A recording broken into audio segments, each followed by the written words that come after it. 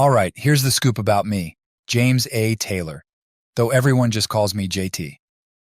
8 years ago, I walked away from the corporate grind to start my own business, and it's been smooth sailing ever since. Meanwhile, my wife, Dawn, has been the primary breadwinner, climbing the ranks at her company for 24 years, right from when we tied the knot. She's now a big shot in their education sector, always up to date with the latest tech through countless training sessions each year. At 46, Lorraine drop-dead gorgeous, looking no older than 30, and still manages to turn heads. She's 58 inches and a trim 118 pounds, and you'd never guess she's a mother of two. Dawn's an early bird, running 6 miles at the crack of dawn with her neighborhood running group. Our daughter Sarah, a 22-year-old FSU grad, teaches first grade down in Naples. She's picked up her mom's running habit and even developed a taste for my home-brewed beer, finding a local club to enjoy it with. I join her whenever I can. Our son Michael is in his final year at UF and is looking to join my company. However, I've told him he needs to gain at least 5 years of outside experience first. Laurent into beer and despises the smell when I brew, so I usually time my batches for when she's away on work trips. Currently, she's in Dallas, and I'm brewing an English brown ale. Life seemed almost too perfect. But I was about to discover just how misleading that perfection was. A buddy from my beer club, Eddie, needed a ride from the airport. Seemed simple enough. But while waiting in baggage claim, I noticed some of Dawn's colleagues. Oddly, Laura wasn't with them. So I called her office, something I hadn't done in years. Her voicemail confirmed she was supposed to be in Dallas, but her colleagues were here without her. Puzzled, I picked up Eddie and shared my confusion. He suggested I contact Tom, another club member who's a detective. Before calling Tom, I tried Dawn, acting casual. She fed me some excuse about having to stay behind for work, but it didn't add up. Despite the late hour, I called Tom. I didn't mince words, telling him I thought Laura was deceiving me. He promised to help after I explained the whole airport situation and Dawn's suspicious voicemail.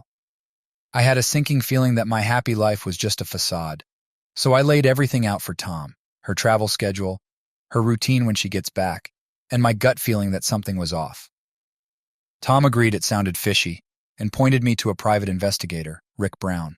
The next day, Rick called me, and we discussed everything. He was blunt, asking if I was sure I wanted to uncover what could be a messy situation. Did I want the truth no matter what? How far back should he investigate? And was I ready to face whatever came out of this? It hit me hard, but I was determined. I needed to know if I'd been made a fool of, no matter what it took or what it would cost.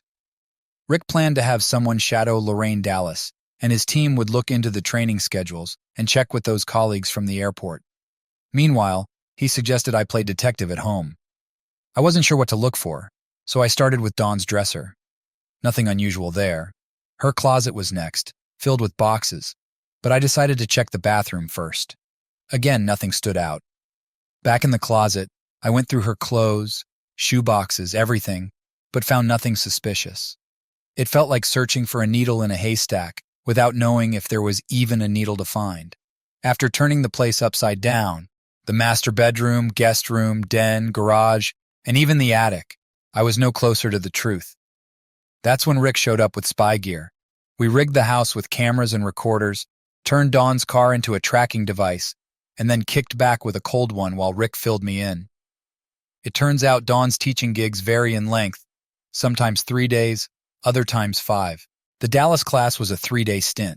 Her colleagues, Tom, Mark, and Anna, all flew back on Wednesday night. No fuss. Dawn's supposed to be teaching, not handling any classroom grunt work. As I sat there, boiling with rage, I remembered something my dad used to say about keeping your cool. But man, it was tough. Laura had been feeding me lies, and I was determined to see her face the music. The house search had turned up nothing, except that Laura always rushed to wash her clothes as soon as she got back. That struck us as odd. We hatched a plan. Rick would grab Dawn's luggage at the airport, and I'd find a way to disable the washing machine so it wouldn't start up right away. Rick headed out, promising his Dallas contact was on Dawn's trail and would report back soon. I couldn't stomach the thought of sleeping in our bed, so I crashed in Michael's room, tossing and turning all night. The next morning, I stuck to my usual routine, hitting the office to clear my head. Rick buzzed me around lunchtime, and we planned to meet at my place. He showed up at 2, arms loaded with files. The Dallas detective had come through with a full report, photos included. The plot was thickening, and I braced myself for whatever those files would reveal. Rick pulled out a photo showing 6 people at a dinner table, having a good time. 3 men and 3 women, all paired up. He asked if I recognized anyone. I squinted hard at that picture, and the only familiar face was Dawn's. He handed me some close-ups, and after another look, I said one of the guys seemed vaguely familiar, but I couldn't place him. Rick then revealed something straight out of a spy thriller. They had cameras set up in the hotel, monitoring hallways and capturing every move.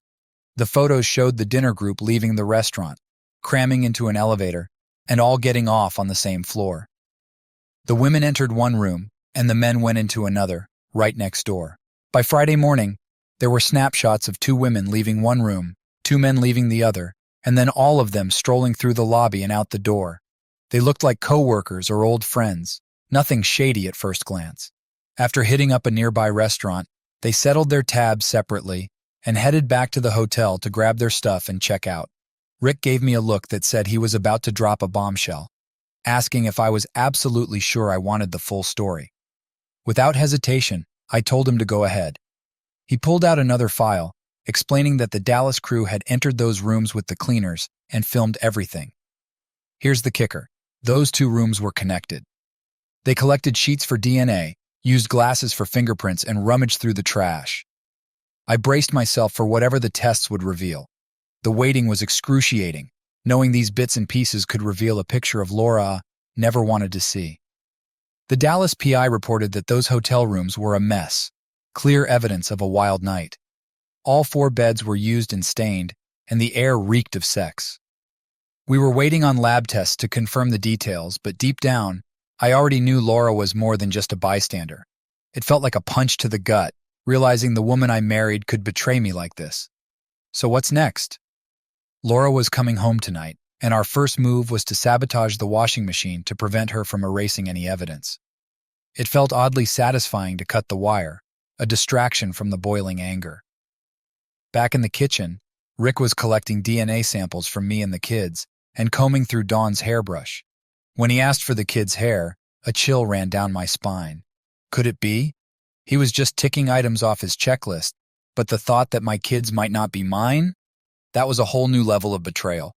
We had baby hair clippings saved, 1 from each kid, which should do the trick. Rick had another plan.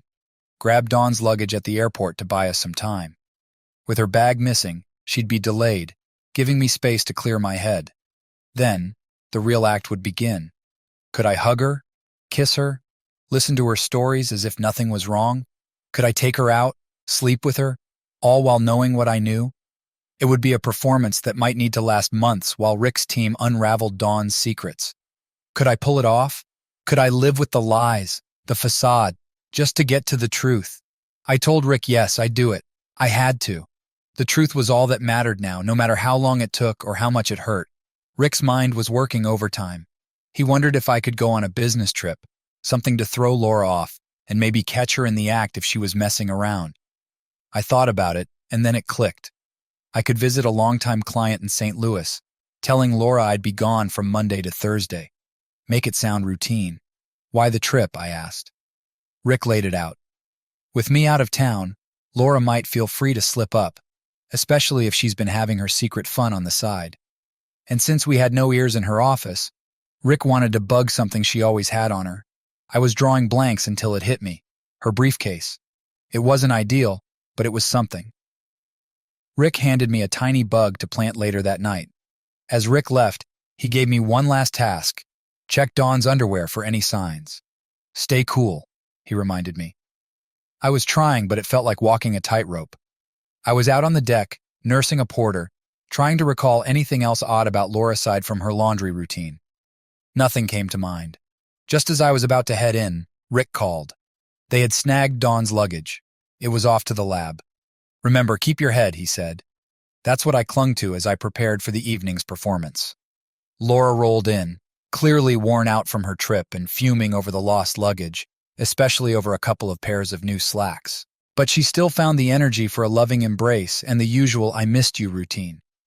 Once she went up for her bath, I secured the bug in her briefcase and tried to relax with some TV. But my mind kept replaying her arrival, trying to pick up any clues that might give her away. She seemed genuinely glad to be home, which only made my act feel even more strained. I had to get better at this deception game, or she'd read me like an open book. Pushing those thoughts aside, I got ready for bed, where we'd end up tangled in each other's arms, the usual post-trip ritual. Saturday morning, Laura was still asleep, probably relieved she didn't have to worry about her missing luggage. Meanwhile, I was sneaking a look at her underwear like some kind of obsessed detective, searching for any sign of her cheating. Nothing unusual stood out. They looked like any other day's laundry. After my own shower, I made coffee and grabbed the paper, trying to keep up the normal routine. Laura eventually strolled into the kitchen, looking refreshed and cheerful. I turned on the charm, offering her coffee and breakfast. She joked about her lost luggage, and I forced myself to laugh along with her. With breakfast out of the way, I headed outside to tackle my to-do list. Laura came out a bit later, saying she was heading to the store. I told her I'd be busy with the beer transfer, keeping everything as routine as possible, even though I felt like everything was unraveling. Dinner at our usual Italian spot felt like a scene from a movie where the characters pretend everything is fine. We talked about her trip, my upcoming St. Louis trip, and the lost luggage, which she half joked about, saying she hoped it would stay lost so she'd have an excuse to shop for more, except for the new slacks she liked. I played my part, talking up my latest homebrew project. After dinner, it was like any other night before a business trip. The drive to St. Louis gave me plenty of time to think, and while I usually pondered business matters, this time Laura was all I could think about. I called Rick from the road, giving him an update on the weekend and trying to gauge his thoughts. No new information yet, but he promised to keep in touch. As the miles and hours slipped by, I needed Rick's unvarnished take. He didn't sugarcoat it. He and Joe in Dallas both believed Laura was deeply involved, likely for years. This wasn't a one-time fling. These people knew each other too well. Their casual demeanor and the way they handled themselves all pointed to a long-standing affair. Rick said that outside those hotel rooms, the six of them looked like just friends. But once the doors closed, it was a different story. They knew how to maintain appearances, and that's what hurt the most. It was a long-term act, and I had been completely oblivious. Rick's last bit of advice was to decide what I was going to do about Laura and this whole mess. That's when I called my lawyer, Robert, for the contact details of the best divorce attorney around. I filled him in on the situation, and he said Larry Ford would be in touch. It's strange how life can take such a drastic turn. One day you're sharing homebrew and dinner plans, and the next, you're talking to divorce lawyers about ending a marriage you once thought was rock solid. After checking into my hotel in St. Louis, I made the routine call home to Dawn, letting her know I had arrived safely. Everything seemed normal, but beneath the surface, I was arranging the pieces of a different game. I touched base with Sam about our golf plans, trying to maintain the ordinary pattern of a business trip. Rick called later that night, checking in. I let him know I was gearing up for whatever came next. This was no longer a defensive play. I was ready to take action. The next day was a blur of green fairways with Sam, a temporary escape from the turmoil. Rick's midday call on Wednesday found me with an open schedule, ready to head back home the following morning. When I finally spoke to Larry Ford, I briefed him on the situation. He commended the strategy and acknowledged Rick's investigative prowess. The big question from Larry was about my intentions, and I laid it out plainly. If Laura was cheating, I was filing for divorce. Yet I needed the full picture from Rick's investigation to determine how far I wanted to push back against Laura and her secretive group. Larry explained the legal landscape, noting that a no-fault divorce could be swift and less costly in Georgia, especially since our kids were grown. Adultery charges wouldn't really give me any advantage. It was a lot to process. I needed time to weigh my options on how to approach the divorce, whether to strike hard or take the path of least resistance. The conversation with Larry was a stark reminder of the legal and emotional maze I was about to navigate. The unexpected arrival of Rick and Tom at my hotel room signaled something major. Rick's expression was serious as he prepared to deliver the news, and having Tom there felt like a lifeline. When Rick broke the silence, the words hit me like a freight train. The lab results were in, and they confirmed Dawn's active role in that sordid hotel scene. It was damning. Each woman, including Dawn, had been with all three men. My heart sank as Rick explained they matched the DNA from Dawn's hair to the evidence on the beds. I was reeling, lost in a deafening silence, my mind racing to grasp the betrayal. But it was the next revelation that cut the deepest. Rick's voice was hesitant as he told me that neither of my kids were biologically mine. The scream that tore from my throat was more than shock. It was pure, unadulterated anguish. It was as if 24 years of trust, love, and shared memories had been obliterated in an instant. As I paced back and forth, seething with anger, I could barely register Rick and Tom's presence. My seemingly perfect life hadn't just collapsed. It was utterly destroyed. What was I supposed to do now? Every plan, every future step seemed meaningless against the backdrop of a lie that had stretched over 2 decades. I was overwhelmed with disbelief and battered by a storm of betrayal, lost in a whirlwind of emotions. The revelation about Michael, Sarah, and Dawn's long-running deceit was more than just bad news. It was a seismic upheaval of everything I thought I knew about my life. The initial shock quickly gave way to a torrent of emotions, evolving from disbelief to a cold, hard resolve. Rick had been right to deliver this news in person, and Tom's presence was essential, not just for support, but to keep me anchored. In the eerie calm after the emotional storm, as if time had frozen, we began to lay out my options. With Tom and Rick's guidance, I focused on moving forward, determined to ensure that this betrayal would come at a high cost for everyone involved. Sleep was a stranger that night, but their companionship kept me from sinking into despair, helping me concentrate on what needed to be done. My decision was becoming clear. Each person involved in this deception would face consequences. My divorce from Laura would not be a quiet, subdued affair, but a loud public revelation of her betrayal. It would expose the years of lies that had masqueraded as my life, even though it would mean airing my own pain. In Georgia, the no-fault divorce process seemed like a swift way to sever ties. But now, it felt too quiet, too gentle for the depth of Dawn's deceit. The straightforward process of filing, waiting a month, and then dividing what was once shared now seemed woefully inadequate. The evidence we were gathering would fuel a different kind of ending, one where the truth wouldn't be hidden under the guise of mutual consent, but laid bare for all to see. Facing the harsh reality of Dawn's infidelity, I was torn between the satisfaction of a drawn-out court battle for adultery and the practical approach of a no-fault divorce. The raw desire to confront Laura and her accomplices in court clashed with the advice from Tom, Rick, and Larry, who all advocated for the latter. It was a strategy that promised efficiency and less financial strain. The prospect of saving time and money while still exposing Dawn's infidelity gradually convinced me. Back in Atlanta, we gathered in Rick's conference room to piece together the information we had, pinpoint what we still needed, and strategize the most impactful form of retribution. It was there that I learned Laura hadn't slipped up during my St. Louis trip, but the past behavior of the Gang of Six was a different story. Their pattern of booking connecting rooms and the various combinations of members attending these getaways revealed a systematic betrayal. My frustration boiled over at the thought of their deception. I demanded that Rick dig deeper into their lives. I needed profiles, marital statuses, children, paternity, employment, residence, complete dossiers on each one. The plan was forming. I would dismantle the facade of their secret lives as thoroughly as they had deconstructed mine. This wasn't just about legal retribution anymore. It was about exposing a charade that had lasted nearly a quarter century.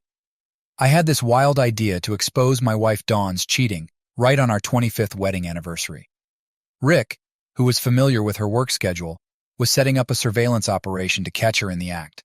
While it might not hold up in court, I needed to know the truth for myself. The perfect time for the big reveal was approaching. A class Laura was teaching in Orlando, ending just before our anniversary. I informed everyone that was when I would drop the bombshell. It was going to be our anniversary, all right, but not one celebrated with cake. This was a turning point for me. No more playing the clueless husband. It was time to show Laura and her affair partners what happens when you cross me. I was ready to turn the tables and make them feel the pain they had inflicted. Update. Rick just filled us in at Larry's office, and it felt like something out of a soap opera.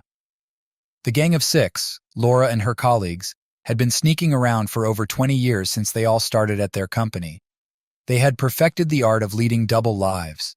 They recently attended a work seminar in Washington, D.C., and Rick's team uncovered their deceitful plan. Laura and this guy, David, had adjoining rooms. They were incredibly discreet, never giving anyone a reason to suspect a thing. They spread out across the hotel, ensuring they weren't seen entering each other's rooms. During the day, they acted like mere co-workers, but at night they would sneak off to their secret rooms. And get this, they only did it late at night, sneaking back to their own rooms before anyone was up, except on specific nights like Saturdays and Thursdays. Their act was convincing. By day, they'd talk about mundane things like their accommodations, meals, children, and spouses. No one would ever guess these were the same people hooking up in secret at night. They had been playing this game for 24 years, hiding everything right under everyone's noses. Rick's team, with their usual efficiency, worked with the hotel's cleaning staff to gather the necessary evidence. The aftermath of their rendezvous in those connecting rooms provided a wealth of DNA evidence. The bedsheets, soaked with the DNA of the Gang of Six, along with the personal items they left behind, revealed a stark and undeniable truth. George and William, unknowingly, were the biological fathers of Sarah and Michael, their genetic markers glaringly evident in the evidence collected. The reality of their hidden actions was now exposed in the most irrefutable way. George C. Thomas, living in Richmond, Virginia, with his wife and 2 adult children, was about to have his world turned upside down by the discovery of his additional daughter. Similarly, William, in Columbia, South Carolina, happily married to his high school sweetheart, was on the brink of learning about his extra son. David, with his twins in Little Rock, Arkansas, Diana, nearing her silver anniversary in Miami, Florida, and Lydia's family in Knoxville, Tennessee. All of their seemingly perfect lives mirrored the hollow facade of my own before the truth came out. For over 23 years, the Gang of Six had everyone duped, pretending to be happily married. But their charade was about to come crashing down. Witnessing my own life disintegrate was just a preview of the chaos about to engulf them. Things were getting more tangled by the minute. Now we were questioning the true paternity of Diana's and Lydia's children. It was highly likely that their fathers were also part of this secret club. Rick was racing against time to unearth the truth, needing answers before next Wednesday. In Larry's office, the atmosphere was charged with tension. It turned out Dawn's business trip to Orlando was just a setup for our anniversary. She didn't care at all about the 25 years we had spent together. My initial shock swiftly gave way to a steely focus on the reality of our situation. David, it turned out, was the father of Diana's daughter and Lydia's son, while George and William had fathered Lydia's daughters. Diana remained the only one with a child by her husband, a single thread of fidelity in a web of infidelity.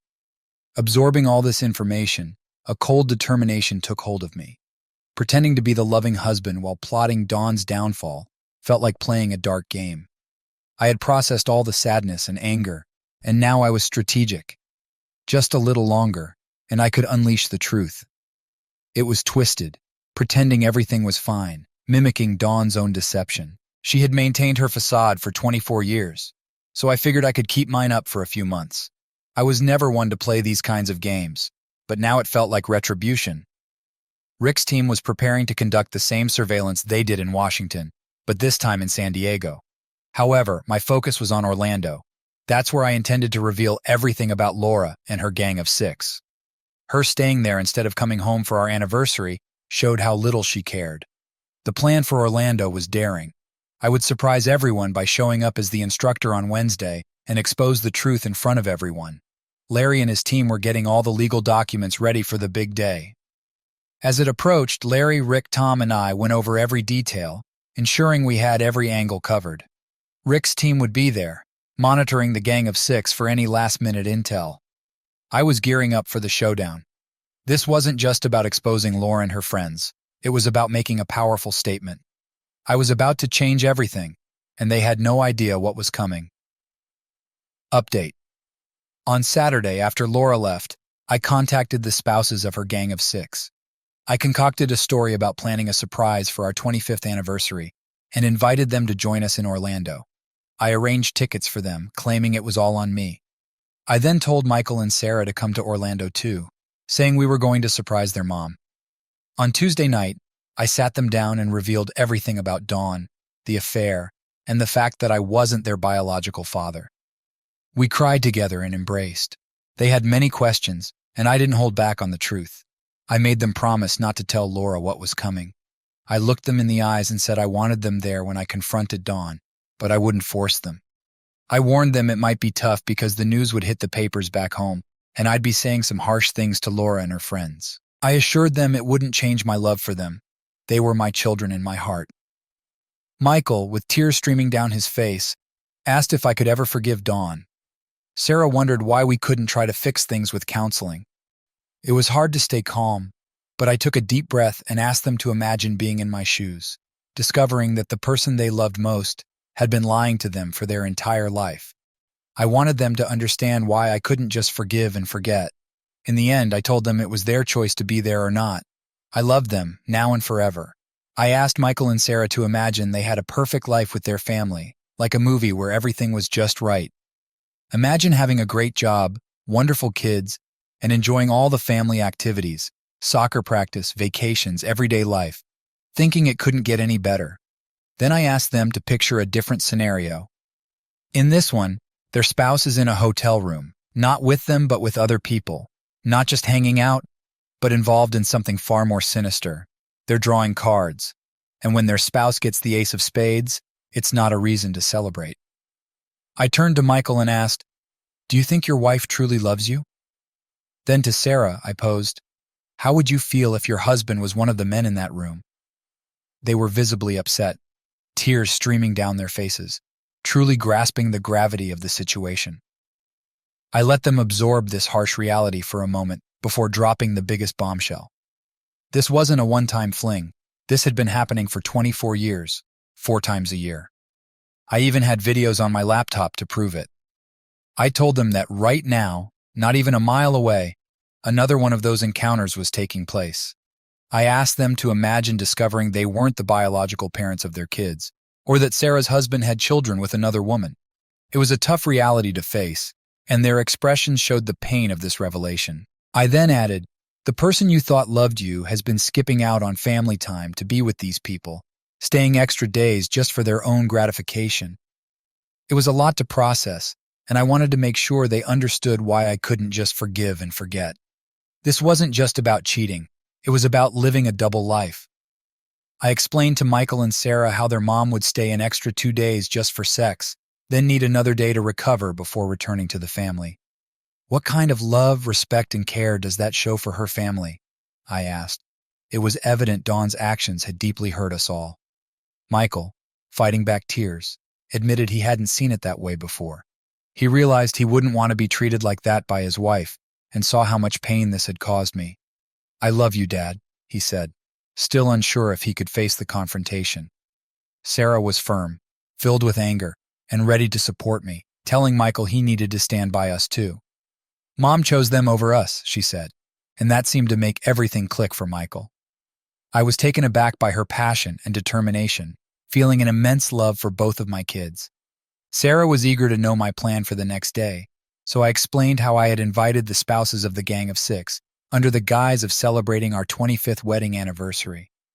"It's going to be a shock for them," I said, "and I plan to let them see all the evidence for themselves.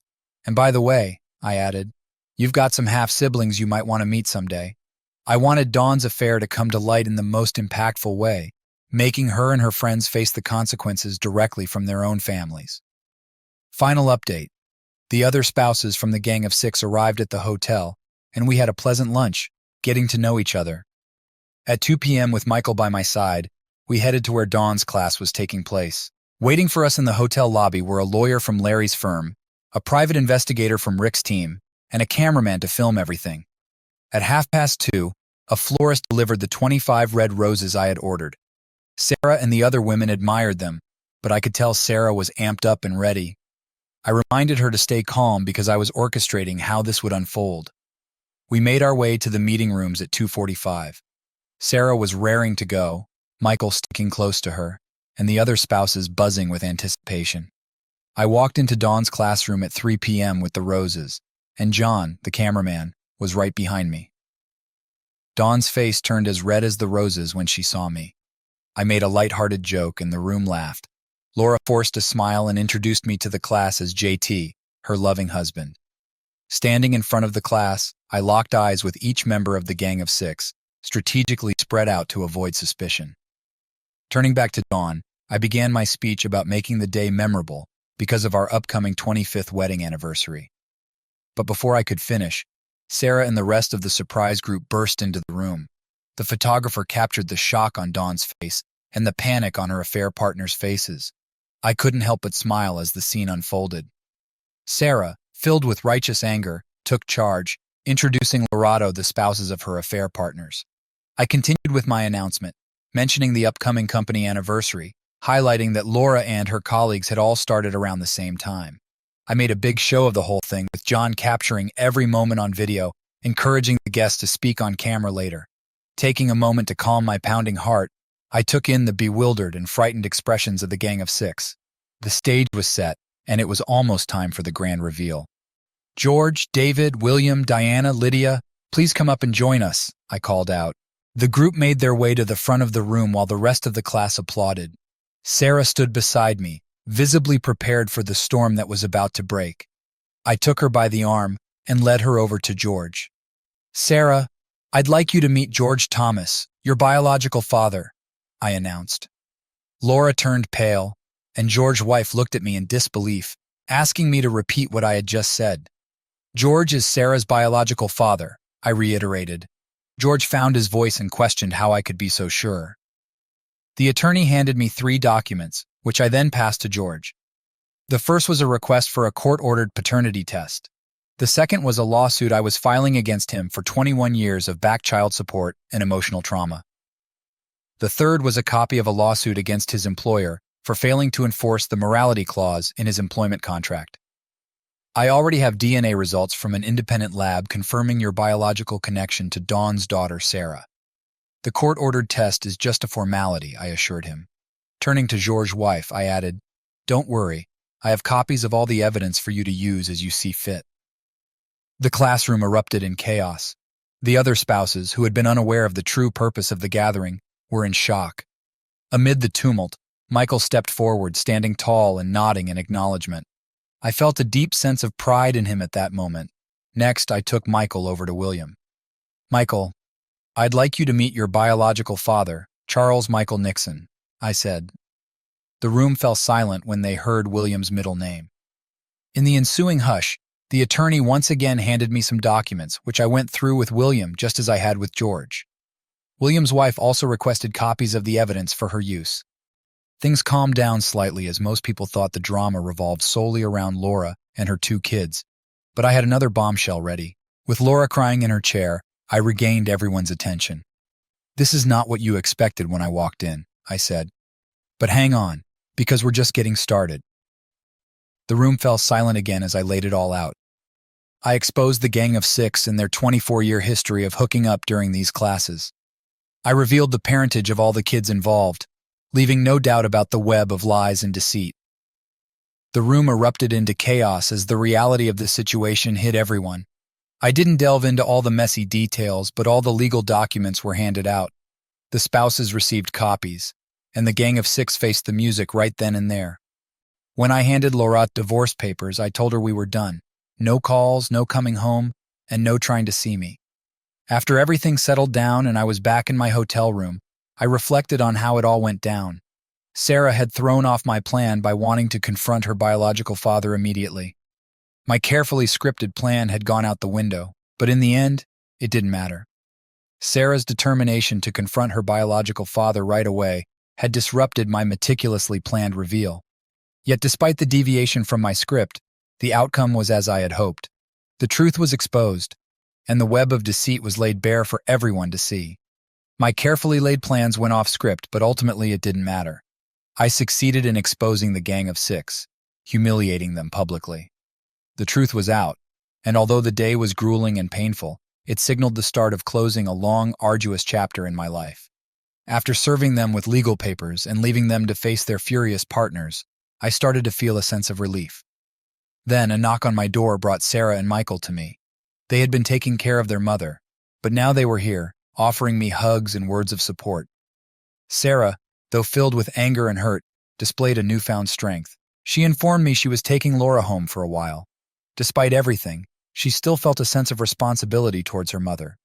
Sarah's fiery resolve was a side of her I had never seen before, and I knew Laura would be in good hands.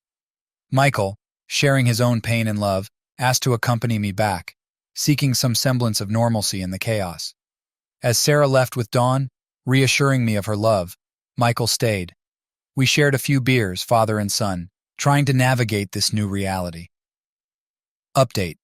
5 years have passed since the Gang of Six was exposed, and their lives fell apart. They all lost their jobs and went through divorces, constantly haunted by their past. Every time they find a decent job, their history catches up with them, and they're back to square one. They're trying to rebuild relationships with their children, but it's a long, uphill battle.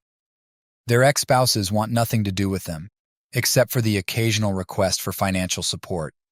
After everything, I couldn't stay in our old house, surrounded by memories. I checked into a hotel and began searching for a new place. Michael returned to Atlanta with me, but didn't stay long. He's thriving in Dallas, climbing the career ladder and enjoying life, though he keeps his distance from Dawn, only speaking to her occasionally. Sarah stays in touch with him, and they talk often. The aftermath of the Gang of Six's actions has been hardest on the kids.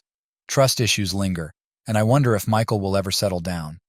Sarah handles Laura with a no-nonsense approach, accepting no excuses or lies. We've all found solace in others who've been through similar situations. The kids even bonded with their half-siblings, and we're planning a reunion in Nashville soon. Interestingly, Sarah and Michael's names link back to their biological fathers, adding another layer of complexity when everything was revealed. Their relationship with Laura remains strained. As for me, I've moved on. We settled our divorce quickly, Laura got the house, and I set up trusts for Sarah and Michael with the money from George and William. I didn't want their money, but I wanted them to feel the consequences of their actions. I've started dating again, hoping to find someone new to share my life with. I still believe in love, and I look forward to spoiling my future grandkids. Life doesn't wait for anyone, and despite the pain, you have to keep moving forward.